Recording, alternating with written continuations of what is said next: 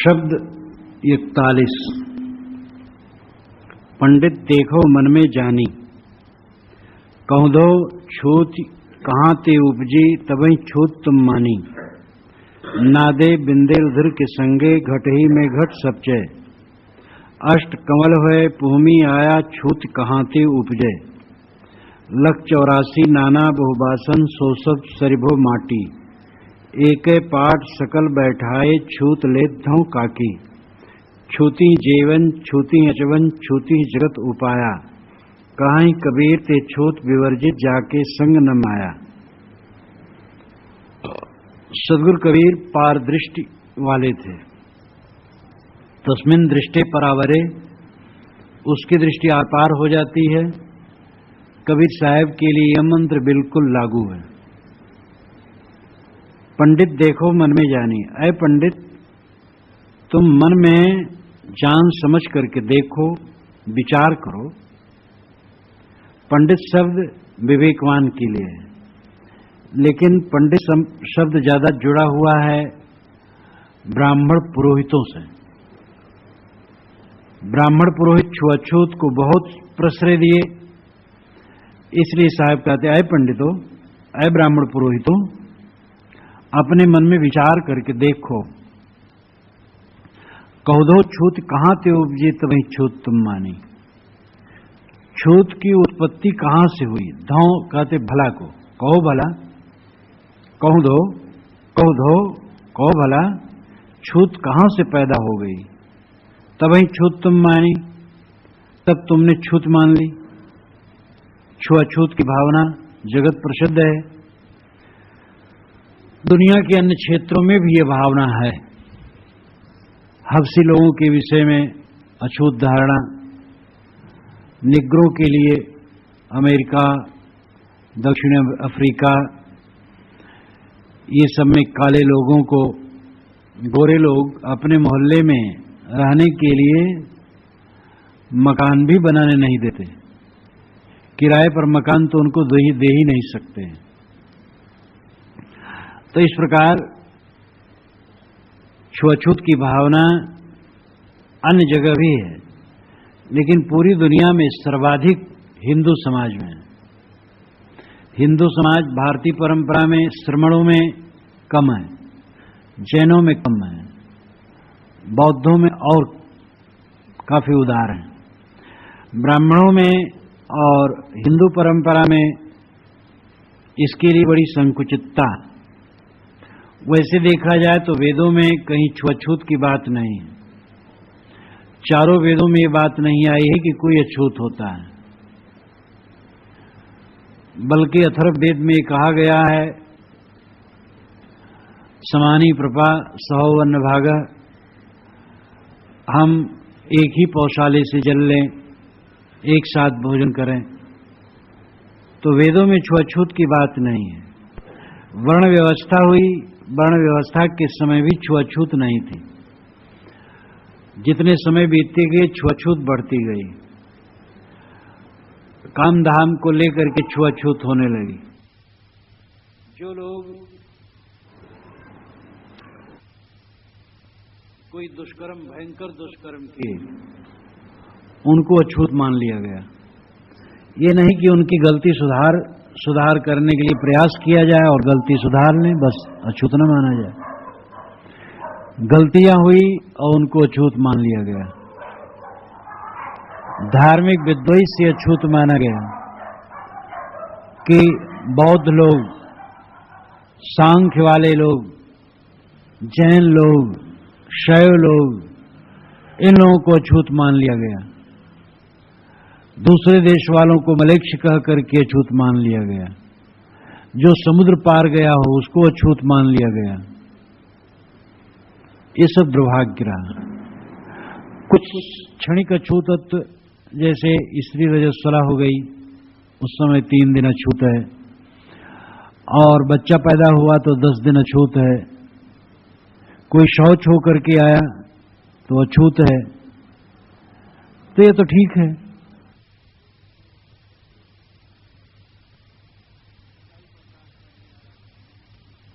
एक मांस बेचने वाला अछूत माना गया, ये भी ठीक है, क्योंकि गलत काम है।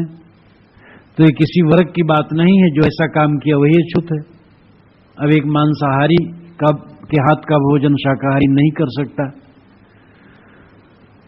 परंतु ध्यान ये होना चाहिए कि गलत काम छोड़ दिया फिर अछूत क्यों। पेशे कुछ हुए, पेशे अब कपड़ा धोबी कपड़ा धोता है तो अछूत है। अब जिस समय धोता है कूड़ा कचरा रहता है, अछूत है। वो स्वयं नहा धो लिया, साफ हो गया तो अछूत क्यों है।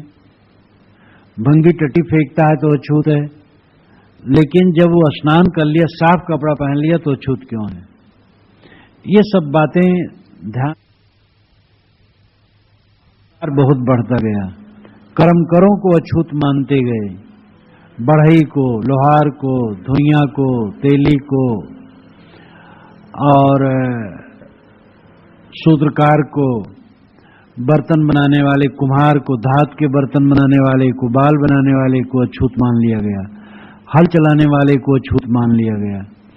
जबकि ये समाज के कर्मकर हैं और कर्मकरों से ही किसी समाज और देश की व्यवस्था होती है, कर्मकरों से ही स्वच्छता होती है। अब देखो इस मंदिर में जो सफाई होती है, सफाई करना काम है और ये गंदगी हो जाएगी। लेकिन दुर्भाग्य है कि ये सब अछूत की भावना बढ़ती चली गई। साहब कहते ये बताओ कौधो छूत कहां से उपजे तभी छूत तुम मानी। कहां से छूत उत्पन्न हो गई जिससे तूने छूत मान ली। नादे बिंदे रुधिर के संगे घटही में घट सपचे। नाद और बिंद और रुधिर, नाद कहते हैं ध्वनि को, यहां नाद से अभिप्राय सांस, बिंदे वीर्ज और रुधिर रक्त, पिता के वीर्ज मां के रक्त।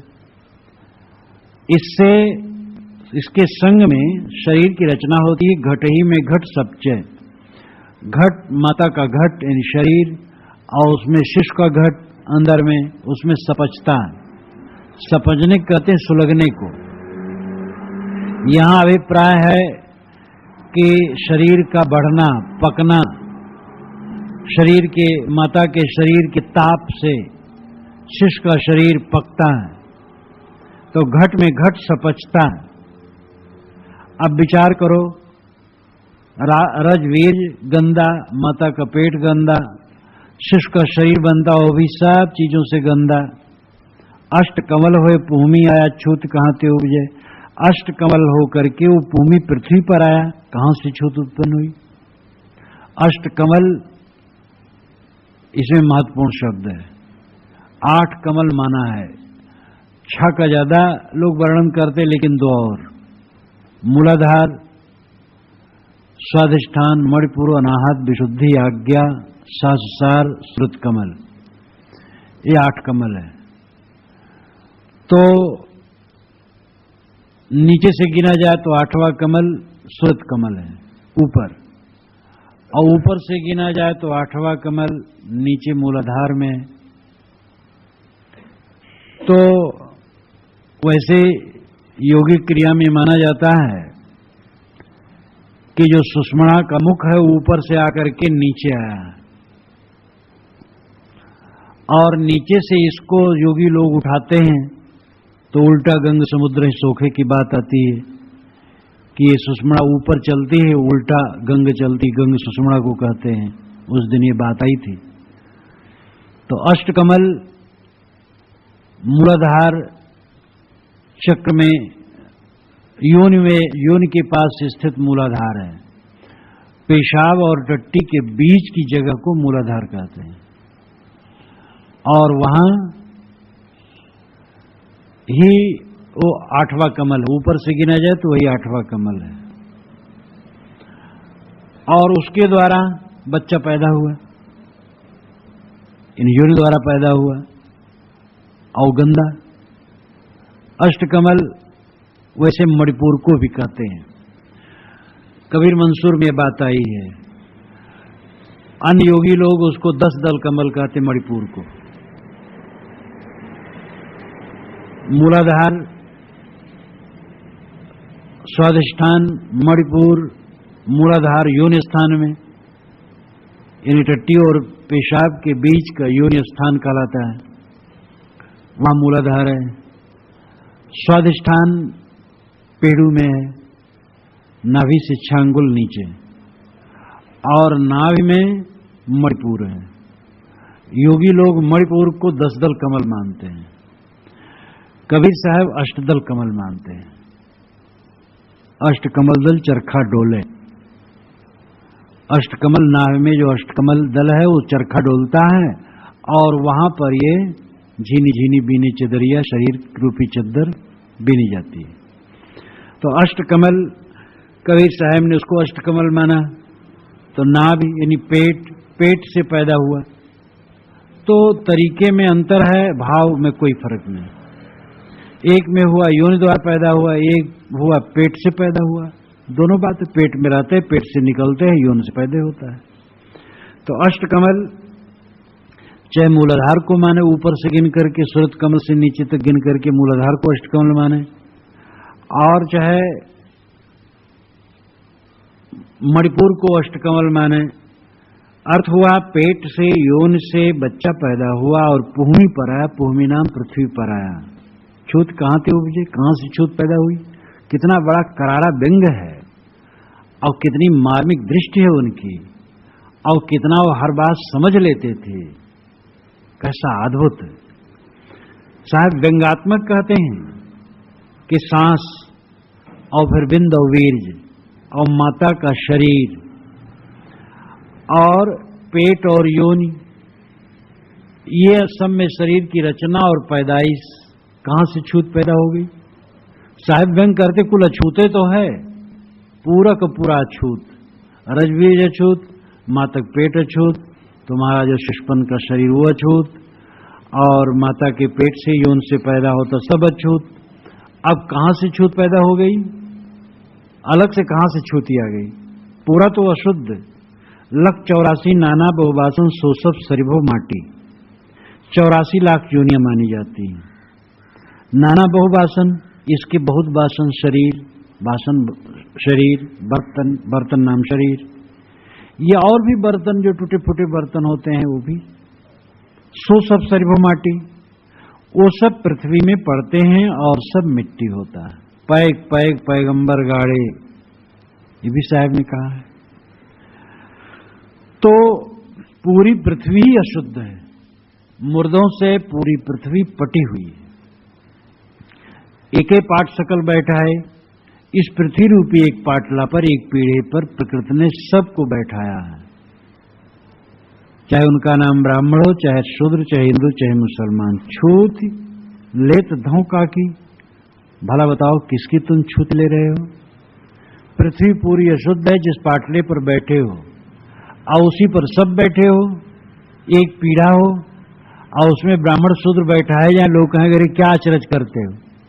साहब कहते हैं पृथ्वी कितनी लंबी पाटला है और इस पर सब बैठाए गए हैं, किसकी छूत ले रहे हो? छूती जीवन छूती है, जीवन छूती जगत उपाया। साहब और कस के कहते हैं, जीवन भोजन में छूती है, अचमन, अचमन आचमन, शुद्ध शब्द है आचमन। आचमन यानी पीना, पीने में अशुद्ध है। जगत उपाया, जगत के लोग पैदा होते वो सब में अछूत है। अब देखो पैदाइश, माता के पेट में सबका शरीर बनता है और एक ही गंदे द्वार से आते हैं। एक ही प्रकार से दाई या माताएं उसके मल को साफ करती हैं, धोती पोंछती हैं। तो पैदाइश सबकी गंदी। और जल भोजन में मक्खियों से बचाओ, सबसे गंदी मक्खी होती है। धर्मशास्त्र में लिखा है मक्खियां, हौज की बूंदें, छाया, धूल, सूरज का किरण, इन सबको पवित्र मानना चाहिए। मक्खियों को भी पवित्र मानना चाहिए। धर्मशास्त्र में जिसने इसको लिखा उसकी बुद्धि कितना दिवाला पिट गया था। ये ठीक है सूरज की किरण को माने, भाई शुद्ध है, क्या करेंगे? धूल को मान ले, अब धूल आई गई तो क्या करोगे? हवा, छाया किसी को पड़ गई तो छाया तो कोई चीज नहीं है, खाली वहां प्रकाश का आड़ा हो गया इसलिए छाया लगती है। लेकिन मक्खी को कैसे शुद्ध मान ले? इतनी गंदी मक्खी, वो जमीन पर बैठी है, कहीं थूक पर बैठी है, पेशाब पर बैठी है, आकर के भोजन में बैठ गई, उसको कैसे शुद्ध मान ले? मक्खियों से तो भोजन को बचाना चाहिए। कोई खाने पीने की चीज कभी खुली न रखो।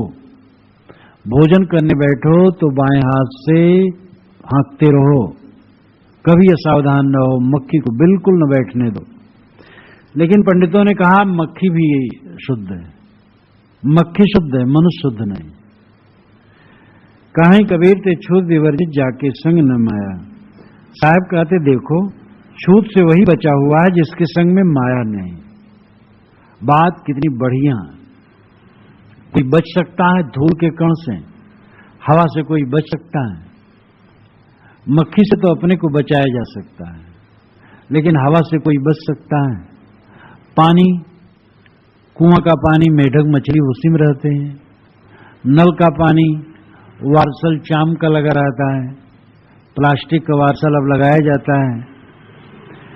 लेकिन अगर सूक्ष्मता से विचार करके देखो तो कहीं न कुछ खाने लायक है, न पीने लायक है, न रहने लायक है, तो कहां चला जाए इंसान? तो साहब कहते हैं इसमें जितना बन सके शुद्ध का बर्ताव करो। ये नहीं कहते हैं कि सब ठीक है, वह तो ये चोट देते हैं कि तुम मक्खियों को झेल लेते हो और बहुत ऐसी चीजों को झेल लेते हो, लेकिन एक साफ सुथरा आदमी है और जात पूछ करके तब तुम लोटा देते हो, पानी देते हो। दयापाल दास थे, मैं मरदासपुर कुटी में था, एक अफसर आए, दोपहरी में आए मिलने के लिए कूड़े बाहर से। तो मैंने कहा शरबत बनाओ इनको पिलाओ, गर्मी थी। तो जो उनको दिए शरबत, गिलासम लेके एक गिलासा पिए, दूसरा गिलास लिए। तो कहे भैया तुम कौन जाति का हो?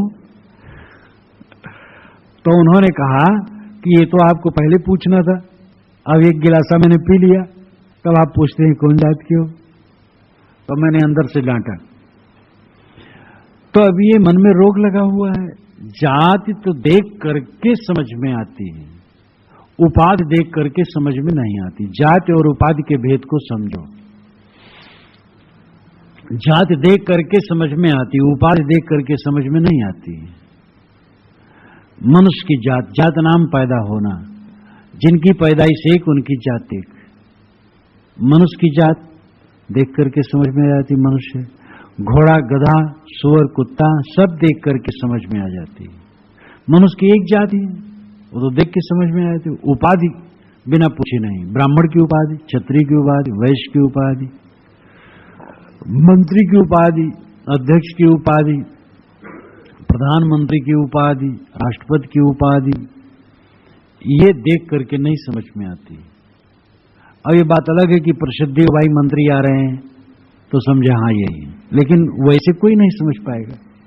तो उपाधि देख करके समझ में नहीं आती। तो उपाधि है केवल ब्राह्मण, क्षत्रिय, वैश्य, शूद्र, और उपाधि है, प्रपंचे है, और कुछ वास्तविकता नहीं। तो साहब कहते हैं ये अंतिम बात कितनी मार्मिक है। कहीं कबीर ते छूत विवर्जित जाके संग न माया। छूत से वही बचा है जिसके संग में माया नहीं। माया का मतलब मोह, राग, आसक्ति नहीं। बीजक में साफ है कि माया क्या है। कितने बीजकी कहलाने वाले भी माया को अघटित घटना पटेसी शंकराचार्य में जोड़ देते हैं। ये बड़ा दुर्भाग्य है। पूरे बीजक में माया का अर्थ मोह है, मन का मोह। तो जिसके मन में मोह नहीं है वो जानो छूत से विवर्जित है, वो शुद्ध हो गया, और कोई शुद्ध नहीं। 8 पंक्तियों में सदगुरु ने छुआछूत की बात पर इतना बढ़िया प्रकाश डाला है कि इससे बढ़िया और हो ही नहीं सकता। कबीर साहब की बातें एकदम हीरे मोती की तरह हैं। हीरे मोती तो कभी जीर्ण भी हो सकते हैं, ये जीर्ण नहीं हो सकती। ये सारे भाव सदैव ताजे रहेंगे। इसलिए साहब आदेश देते हैं, कोई किसी को मत पूछो तुम किस जाति के हो। मनुष्य की जाति है कि जात पूछना पागलपन। कौन जाति है? सफाई स्वच्छता रखो, अगले आदमी को भी सफाई स्वच्छता का निर्देश दो। कोई भोजन कर लिया, कोई आया थाली में दे दो भोजन, वो मांज देगा। अगर उसको नहीं ढंग से हो रहा, नहीं मांजता है तो तुम मांज लो, साफ हो जाएगा। बस मक्खी बैठ गई थाली में और मांज के साफ। मक्खी बैठने से तो कौन मांज के साफ? जब भोजन करते रहते हो मक्खी बैठती रहती हो, खाते रहते हैं, तो और क्या कहा जाए? कुत्ता थाली में मुंह मार दे, कौवा मुंह मार दे, तो लोग साफ कर लेते हैं, थाली साफ हो जाती है। मनुष्य के खाने से उसमें थाली क्या अशुद्ध हो जाएगी? खा लिया, साफ कर लिया, शुद्ध हो गई। छुआछूत का पाखंड बिल्कुल छोड़ देना चाहिए। और साधु महात्मा जब कहीं घूमने जाएं, किसी भक्त का न पूछे तुम किस जाति के हो। अपने हाथ से भोजन बनाने की रस्म है, ये बढ़िया है, क्योंकि गृहस्थ लोग उतना साफ सफाई नहीं कर पाते हैं। एक घर कहीं कोई हो सकता बिरला, तो भी साधु इतना नहीं कर सकते। और एक साफ सुथरे गृहस्थ कहाँ भोजन कर लो, तो दूसरा जो साफ सुथरा नहीं वो कहे क्या हम गंदे हैं? और फिर गृहस्थ लोग उतनी सफाई रख भी नहीं सकते। अब उनके बच्चे ही मजबूरी है, बच्चे आ गए। अब बच्चे आ गए, वो अपना हाथ डाल चावल में, चावल धोया हुआ है, सब्जी धोई हुई है, उसमें हाथ डाल दी, तो उतनी सफाई नहीं कर पाते हैं। इसलिए पारखी साधु जो अपने हाथ से भोजन बनाते हैं बढ़िया, और ये सदैव रखना चाहिए। लेकिन किसी गृहस्थ से न पूछे तुम किस जाति के हो, मनुष्य जाति के हैं, बस वहां गंदगी देखो तो निर्देश कर दो, इतनी सफाई रखो, इस प्रकार रखो। और छुआछूत का नाम बिल्कुल खत्म होना चाहिए। मानो मात्र एकता सबही समलखे मानुष खान के बीच। मनुष्य खान के बीच में पंचग्रंथी में रामराज साहब ने कहा, अहंकार आने नहीं मैं उत्तम यह नीच, एकत्व सबही समलखे मानुष खान के बीच। ये अहंकार न लावे कि मैं बड़ा हूं ये छोटा है। मनुष्य खान के बीच में जितने हैं सब में एकत्व का भाव रखो, समता का भाव रखो, और उसमें कोई ऊंच और नीच नहीं। ब्राह्मण नामधारी है और चमार नामधारी है, दोनों मनुष्य हैं, दोनों को बिल्कुल समान मानो और कहीं छुआछूत मत मानो। साहस रखो, तुम ये चिंता ही मत करो कि तुम्हें लोग नहीं पूछेंगे। अगर तुम चमार कहे जाने वाले व्यक्ति के यहां भोजन बनाओ पाओगे तो ब्राह्मण नहीं पूछेंगे, मौर्य नहीं पूछेंगे, बर्मा नहीं पूछेंगे। चिंता मत करो, न पूछें, कोई जरूरत नहीं है हमें पूछवाने की। लेकिन सिद्धांत में अटल रहना है और सत्य के पथ पर चलना है। छुआछूत का पाखंड दूर भगाना बहुत जरूरी है।